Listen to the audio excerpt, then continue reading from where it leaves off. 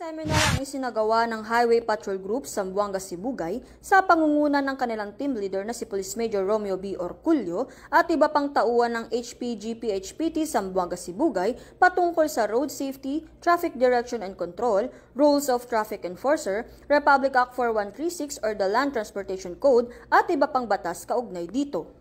Ang nasabing seminar ay ginanap noong 8 ng Hulyo taong kasalukuyan sa munisipalidad ng Ipil Hall Legislative Building, Ipil, Zamboanga, Sibugay na dinaluhan ng 29 na bagong talagang tauhan ng Municipality of Ipil Traffic Safety Operation Management or MITSOM kasama ng kanilang MISCOM Chief na si Retired Police Colonel Geraldo Benjamin A. Avengoza at ito ay naglalayong mapabuti ang kaalaman at kasanayan ng Ipil Traffic Safety Operation Management sa tamang pamamahala ng trapiko sa kanilang lugar. Lubos naman ang pasasalamat ng Ipil Traffic Safety Operation Management sa Highway Patrol Group sa kaalamang ibinahagi sa kanila ng mga tauhan na tiyak na magagamit nila sa kanilang pagtatrabaho at pagbibigay serbisyo sa ating mga kababayan.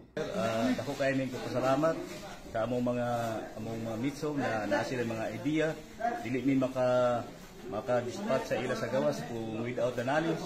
So nagpasalamit min sa mga personnel sa HPG.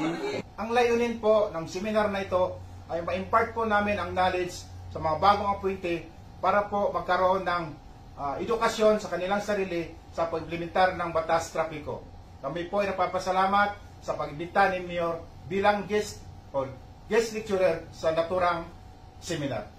Tunay na mahalaga ang pagkakaroon ng kaalaman sa ating mga batas trapiko at disiplina sa paggamit ng ating mga kakalsadahan.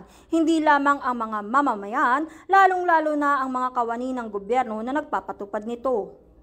Ang Highway Patrol Group ay patuloy na tutulong at magbibigay serbisyo sa ating mga kababayan dahil ang HPG ay kakampi nyo at kasama nyo tungo sa maayos at ligtas na kakalsadahan na hatid ng bagong Pilipinas.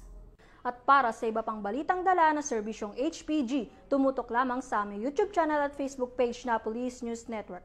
Mula sa tanggapan ng kampinyo sa kalsada at sa pamumuno ng aming buting Direktor, Police Brigadier General Eliezer P. Mata. Ako ang inyong PNN Correspondent, Patrolwoman Janine Kale Sorongon para sa Police News Network. Alagad ng batas, tagataguyod ng balitang pulis.